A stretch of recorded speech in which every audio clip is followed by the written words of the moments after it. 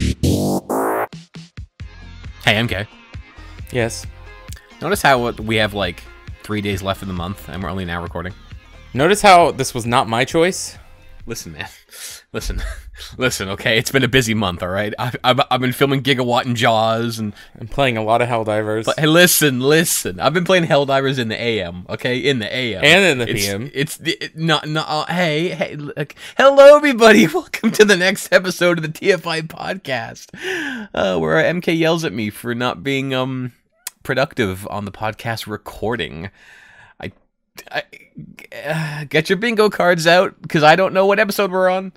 The recording's the easy part. It's the part that comes after that's difficult. I would say it's the easy part, but you bully me. We're on episode 14.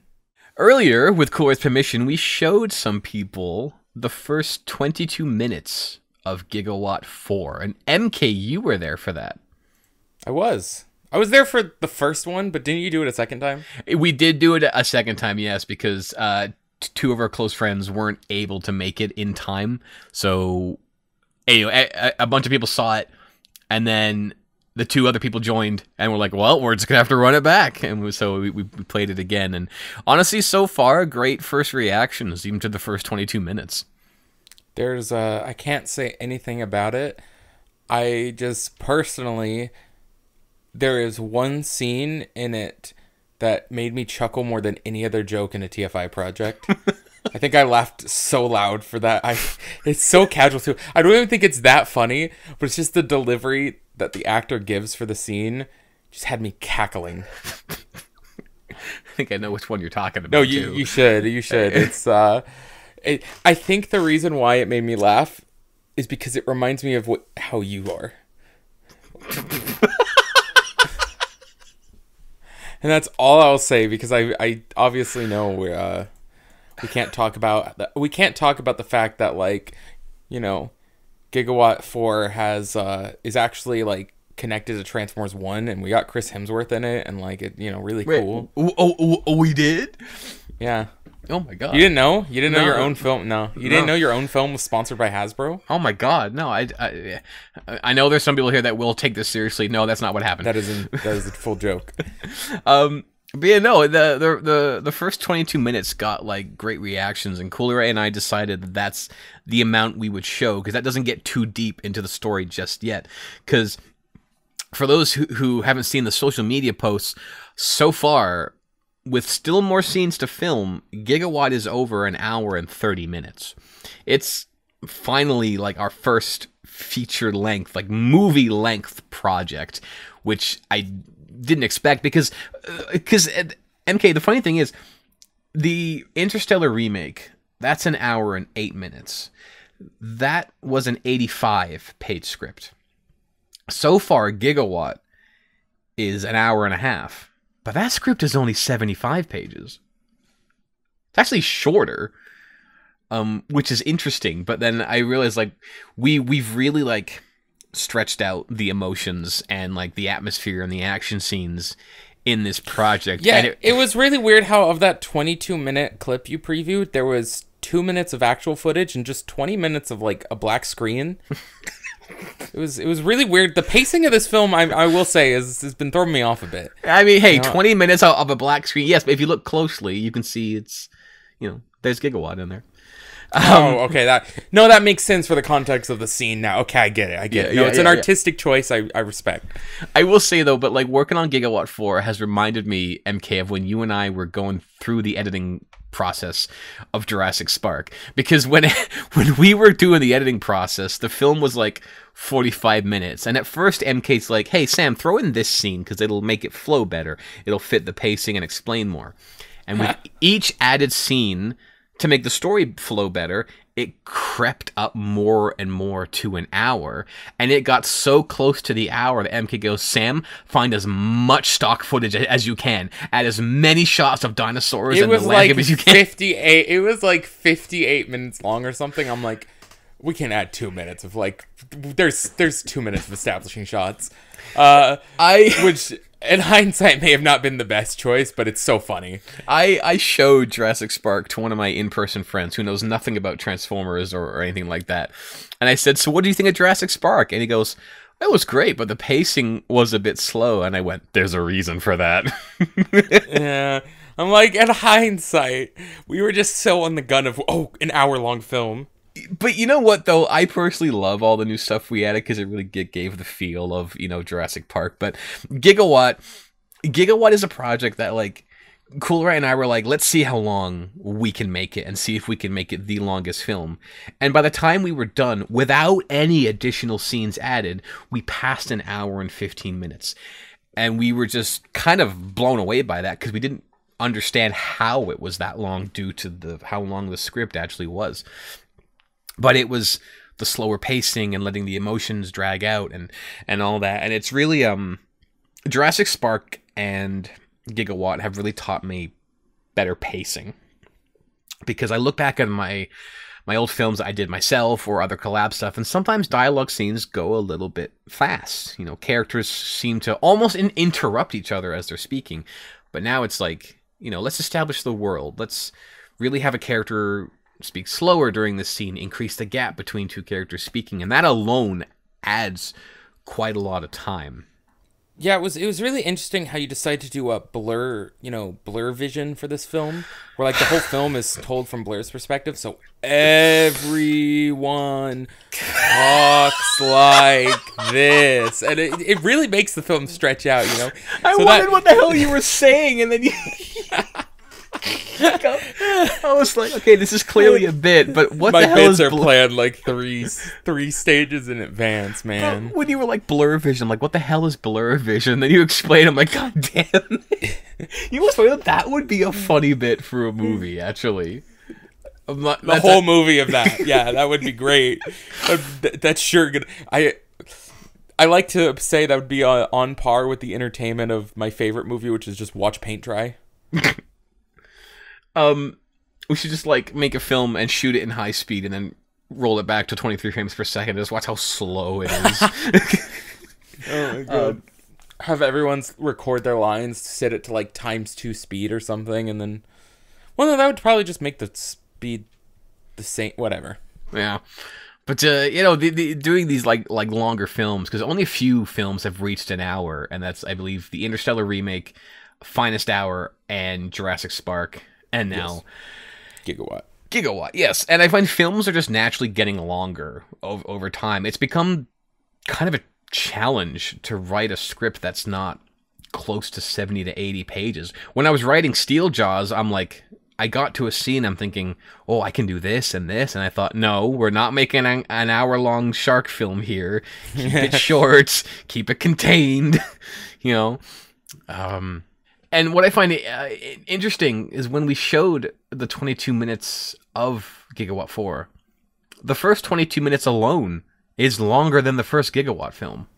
And those 22 minutes just barely included things. Like, it kind of included some stuff, like with the really cool thing, but it also, like, it didn't include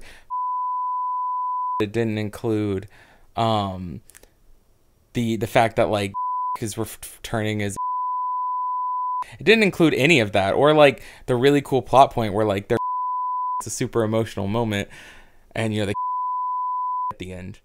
Yeah, no, when all those scenes happen, it's pretty surreal, and that, like, the ending of the film itself is really intense, and I'm just looking forward to people seeing that and stuff. And there's like, it killed me that we couldn't show the rest of the film, mainly just because the whole film's not done yet. But yeah, I mean, would we have really been able to sit there for 4 hours of blur vision? Are you okay tonight? I'm really thinking about blur vision, I'm not gonna lie. That'd be a fun film. Because every time you say this, I start thinking about blur vision, and I lose the point that I was going to make. So that's gone. Now it's just blur vision. Sorry. It's been an interesting year for TFI. It's been one of those not a lot releases, but when it does, it's kind of big. Mm-hmm. And funny enough, like, between The Hunter and Gigawatt 4, I was planning on doing the Dark of the Moon original ending, which is why we spoke about it a lot on an episode of the podcast earlier this year. However, I started to run out of time. because Gigawatt 4 requires a lot of season changes. So I had to put the Dark of the Moon original ending on the back burner. But while I'm working on Gigawatt 4, I'm also working on Steel Jaws. I've officially begun production on Steel Jaws because this year is the 50th anniversary of the book, of the Jaws novel by Peter Benchley. And they began filming it 50 years ago this month as well. But the film actually has its 50th anniversary next year, which like reminds me of a thing I really, really want to do. And you know, I've pitched it to Coolerite and my girlfriend, even my dad, and it'd be really cool if we could get like a whole group of people to do this, but I know it's not really realistic. But next year, in June, with the 50th anniversary of Jaws, I want to take a trip to Massachusetts and go to Martha's Vineyard and visit the Jaws filming locations. I think that would be really fun. And if I ever did a Jaws sequel in the future, I can get footage there. That's something I was torn up about, because I kept thinking, do I make Steel Jaws this year or next year? Because if I did do it next year, it would line up with the 50th anniversary of the movie, and maybe I can get some footage in Martha's Vineyard. Or do I do it this year and celebrate the 50th anniversary of the book and the production of the project? And I decided just to do it this year, because one, I can't wait. I love Jaws so much. And two, I want to know that while I'm filming Jaws, exactly 50 years ago, they were filming Jaws. So I think that's a fun thought process for me. And if I ever do a Jaws sequel, you know, I can just get footage of Martha's Vineyard then. But I saw apparently on the league listings we're getting a Skybite next year. Oh god, that peaked the mic. That laugh was that's good silly timing. All the muses are saying, Sam, make it next year, but I'm like, no, I've already begun shooting. Here's how I say it. Yes, we may get a Steel Jaws next year, yeah, or we may get a Skybite next year. It may line up with the movie, but that's all fine and dandy. However, do you know who keeps bringing up this film and is excited for it? Trans. Yes. Do you want to have his wrath? This is true. My days are already numbered, and they're in the single digits now. I have no choice. But yes, I've officially begun filming that because my underwater camera case finally arrived. And I did not have a good time testing that out because the fear that it put into me, that I'm now putting my camera, my expensive Sony a6300, in the Wawa was not a fun time. Like, I put it in its case, made sure it was sealed up, got the Skybite for... All it takes is one hole. Yeah, but thankfully the underwater housing has a safety feature where if it detects moisture, an alarm will go off. But like, I put the camera in the case and I went in the pool because we have an above ground pool in our backyard every summer, and I'm like, okay, time to put it under the water. And then a minute later, I said, okay, put it under the water. 2 minutes went by, and I thought, all right, let's go under the water. And after 10 minutes of standing there with the camera, I'm thinking, I'm not going to put this in the water. See, I needed to be there just to push you so the camera fell. You would. And so... No, I just grab it and dunk it in the water. I wouldn't actually, because if I pushed you and you dropped it and it cracked, then I'd feel terrible. This is true. But I eventually put it in the water. I didn't hear any beeps. And I was like, all right. And half an hour later... You didn't hear any beeps because the camera died. It's gone on impact. Even your rice will save that. No. And then half an hour later, I was still in the pool swimming around with it because I finally got comfortable with it. And then I noticed something about the case. And this was a breath of fresh air. The case is buoyant. The camera will not sink. Thank God. No matter what happens, the camera will not sink. I mean, unless water gets in. But I discovered a lot of things are more buoyant than I expected when I was doing test shots. Because I bought a model aircraft carrier for the film that I'm calling the Warlock, which is a deep cut Jaws reference. And it's an electronic... Would you like to explain that reference, or are you just gonna... Just gonna say it's deep cut. It's deep cut. No, so... in the actual Jaws film, the ship, the fishing boat that Quint has, it's called the Orca. In the I thought you were gonna go somewhere else with this. No. So, I have a book called, it's Designing Jaws, and it was written by Joe Alves and a few others. He was the production designer on Jaws. And inside of it are concept sketches and behind the scenes of when they were making the Orca. The boat that they used for the Orca, its name was the Warlock. So, I'm kind of bringing that back. So, the aircraft carrier is going to be called the Warlock. I'm such a nerd. When you said the boat was called the Orca, this is where I thought the story was going to go, by the way. I thought you were going to say, well, the boat in the movie is called Orca, which is, I know, a dolphin or a whale. But I thought you were going to say, which sounds like orc. An orc is fantasy and Warlock's also. I thought you were going to go that because my brain was on D&D. What? Why? Like I said, I'm a nerd. That's a reach. That's a reach. Yeah. I would not put it past you to have a reach like that, though. I know. To be fair, when I was making Hearts of Steel and I thought Scourge looked like a knight, so I went to Heads on Pikes, like, immediately. So, yeah, I didn't think that aircraft carrier would float, because it's big and heavy and is electronic. And I said to myself, well, there needs to be some shots where it, like, half sinks, because they harpoon the shark, and they tie it to the ship, and Skybite swim straight down, so the aircraft carrier goes halfway in the water. And I said, let me film some test shots of maybe the aircraft carrier halfway in the water. So I put the aircraft carrier in the water, and it floated. And I went, oh my god, it floats. It floats! And I'm like, this just makes things so much easier, because now when I actually film them on the carrier is going to be on dry land, close to the water, just so it's not like moving up and down when the figures are on it. But I need close-ups of the ship like in the water moving. So now I can actually do those. And I also discovered that my replica anti-shark cage from Jaws, that's about 6-inch figure scale, that floats in the water. But just the pontoon section, like the whole cage itself can be submerged in the water until it gets to the very top, so it floats. So I put sea spray in there, and I discovered sea spray is buoyant. So I had to wrap. I noticed that in this test footage, he like kind of bounces a bit. Yeah, I opened up some crevices and some water got inside of him, so he floated a little less. But I had to wrap his hands around the bars, and filming that underwater test footage came to a very unnerving thing. Is that when I'm under the water with my goggles on, looking through the camera, I can't see the screen. It is so reflective that all I see are my beady eyes and these big goggles in the reflection of the camera screen. And I'm like, oh, I'm just going to have to wing it. So 90% of my test shots, everything is out of frame, out of focus. Oh, God. So I'm going to need to film much more coverage just to hope I capture it. But the underwater case is mainly precaution to stop me from worrying about dropping the camera in the water, because that will be bad. And I will actually be in the water for this project. You'll be in the water. I'm in the water.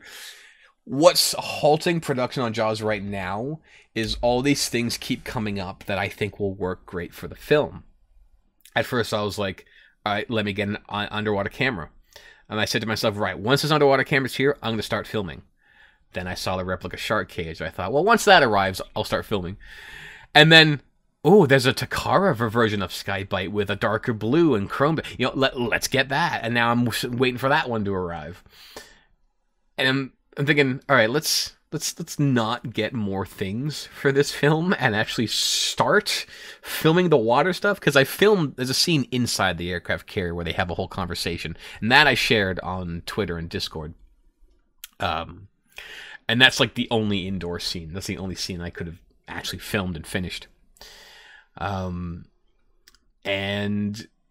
there's a lot of references. Like, I'm so excited for this project. Like, I will ramble about Seal Jaws for hours if I had the chance.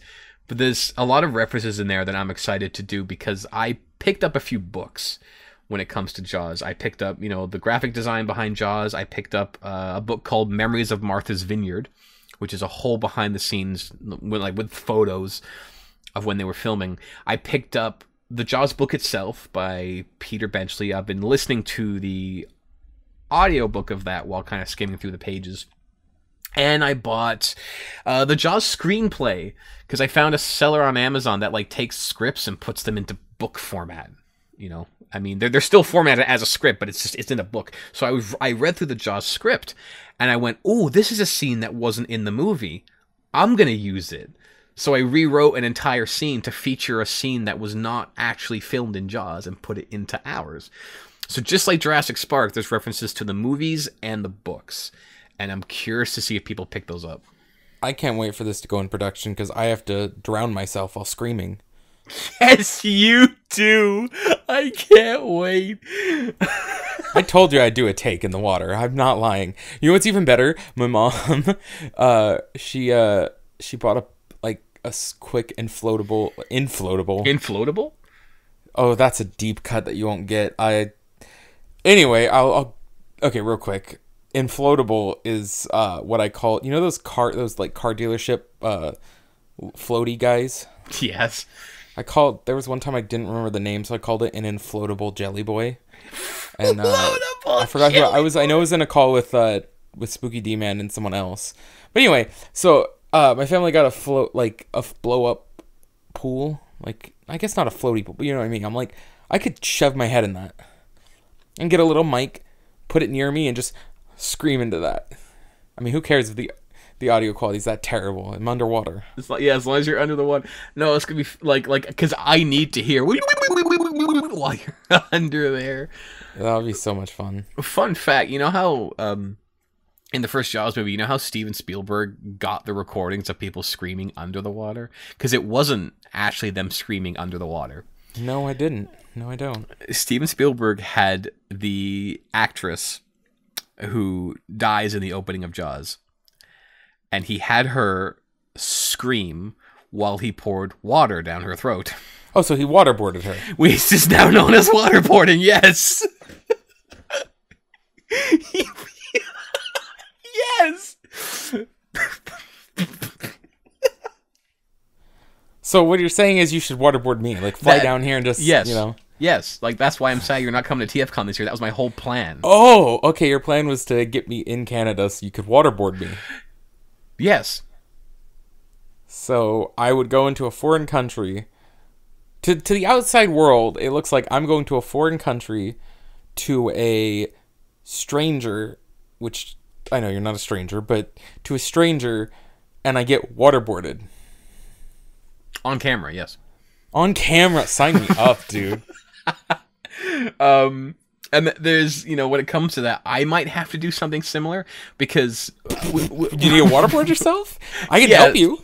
Yeah, because somebody actually asked me, and they were like, does sea spray talk like this in Spielberg? Because apparently I think is that how he spoke in G1? That's how he speaks in G1, yes. And I'm like, no, sea spray will not talk like that. Unfortunate. But there will be a reference to it. When sea spray goes down in the shark cage and he starts talking, and I'm thinking, do I go under the water and do that? Or do I waterboard myself? I'm thinking like he'll be under the water in the shark cage surrounded by skylight. I'm thinking maybe to keep calm, he can just like sing to himself. So I can just go underwater and start singing and record it. How have you already gotten lines for it, by the way? Christmas Wolf is like instant with his lines. But that was so funny. I'm like, I didn't even know there was a script done yet. I didn't know the script was finished. Oh yeah, you know, I finished the script, sent it to Christmas Wolf, and in like 3 to 4 days he sent me the lines. I thought you had still rewrites and stuff, so I was just like, I'll do these whenever. I did. He sent the lines before the rewrites. Oh no! But the rewrites,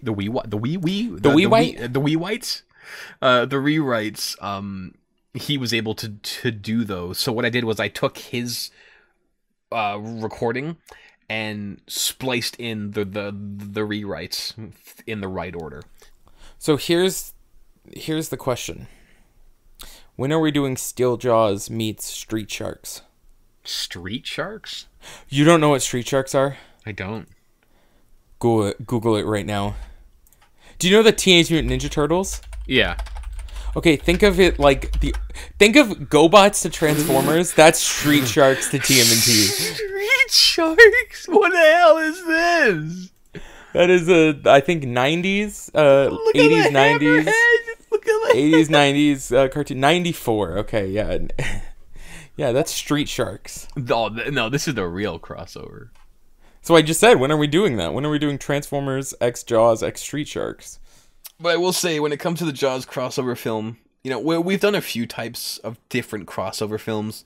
Like, for example, Gigawatt takes the concept, you know, the crossover character, and creates a whole new original story, while Maverick is basically, what if Top Gun was Transformers?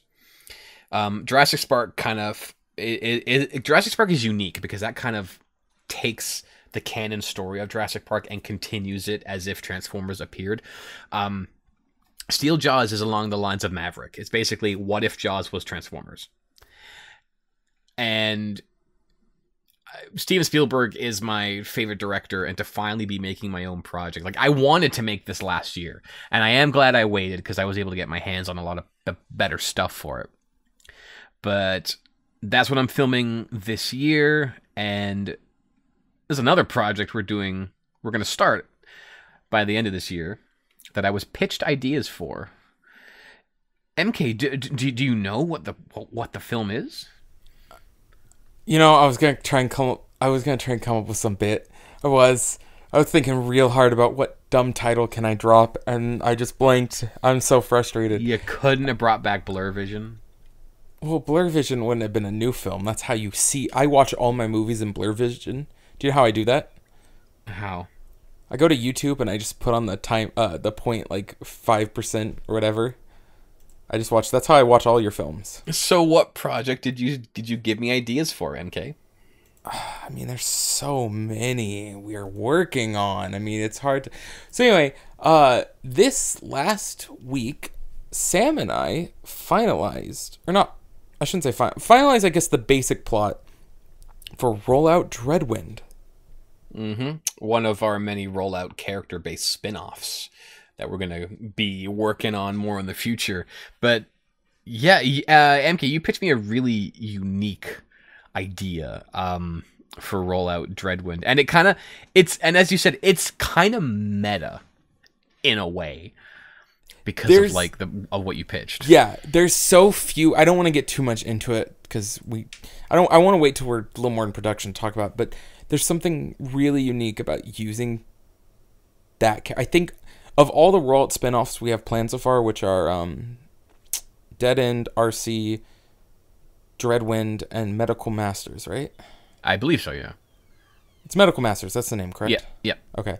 And the Rollout 4 Lost Light type thing. The next Rollout movie. It's not Rollout 4, but it's like the next Rollout movie.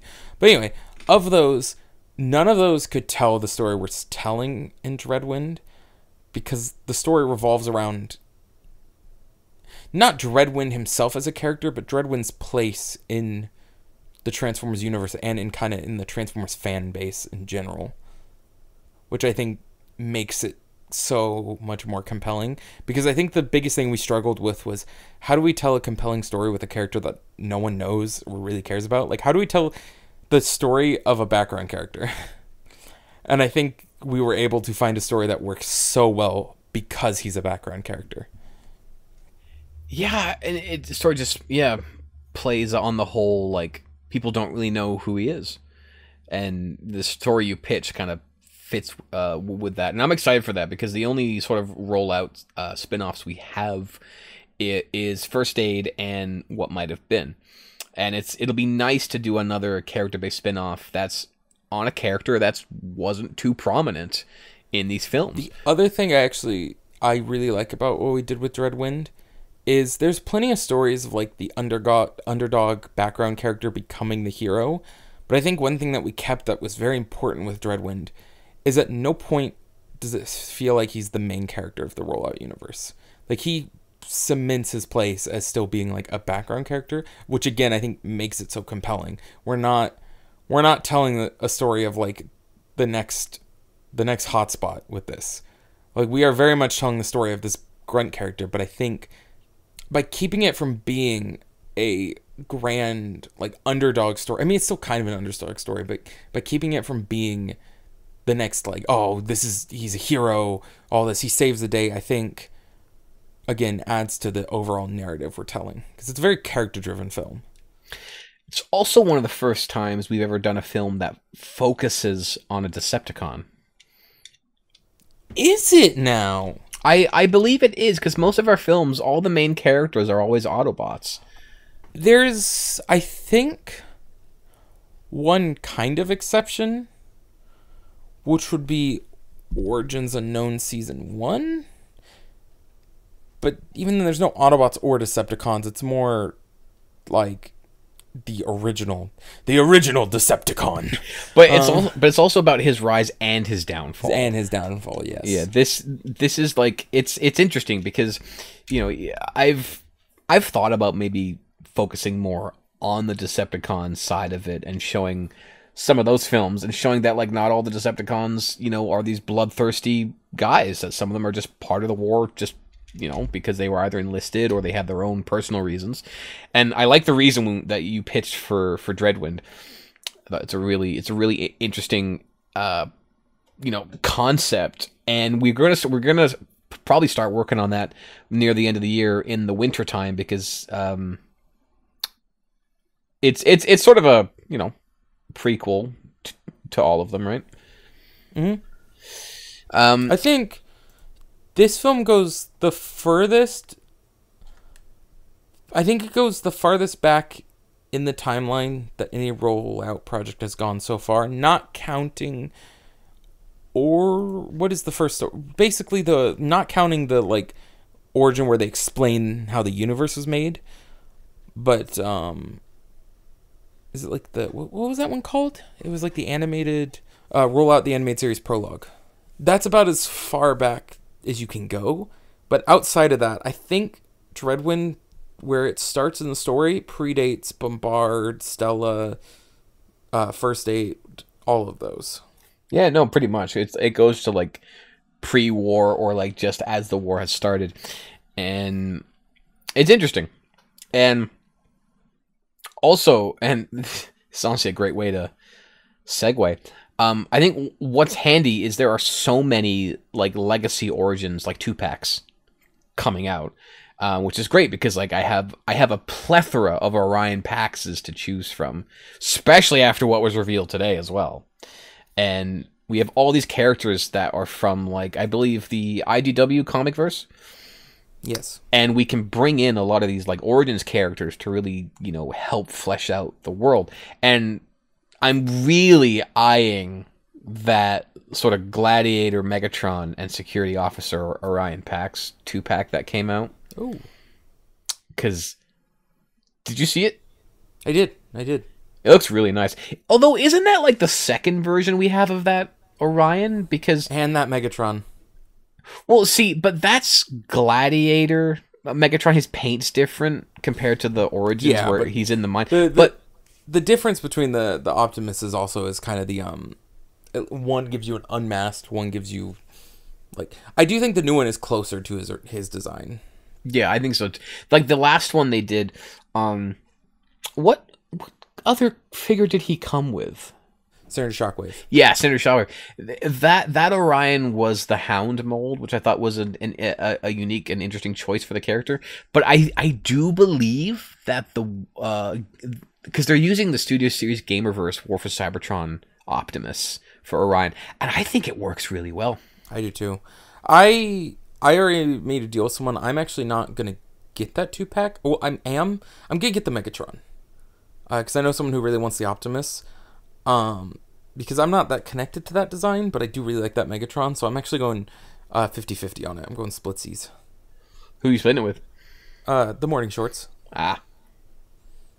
He wants the Optimus, and I was like, I remember we were talking about, he's like, yeah, I want the Optimus. I messaged him, I'm like, so are you saying you don't want the Megatron? Because I'll go half with you on that right away. Well, I just think the cool part of the Megatron is you can like lay them out. You can have minor Megs, Gladiator Megs, and then the final like Siege Megs. Mm-hmm. And like there's his evolution. You could have an evolution of all the Orion Paxes. There's a lot of good toys, good movies. There's a, you don't care about this, but Overwatch announced a Transformers crossover. It might be my reason to get back into Overwatch. Don't do it. As an Overwatch player, don't. Well, I mean, that's pretty much all that we have to talk about. And to do our usual, because we're trying to keep up with it now, our usual shout out to a creator. And I personally would like to shout out, Merit Movies, because he just released, what was it, episode 3 or chapter 3? Emergence of a Prime, yes. Emergence of a Prime. And both MK's and I's voices can be heard in that. It is. That is true. And I'm the reason for that. So I'm the casting director. To this day, I still believe Jaren has some great lighting. And that's something I've always wanted to try to learn more. Yeah, no, same. Because he uses different temperatures of lighting, and it works. And I just want to get into more of that stuff. But yeah, Merit Movies on YouTube, or you can just search up Emergence of a Prime, and you will see him. They're very, very talented stop motion animator. He's also voiced for us quite a few times. Definitely check him out. He just recently voiced in too. Hearts of Steel. Hearts of Steel. Yep. Yeah, we both have that.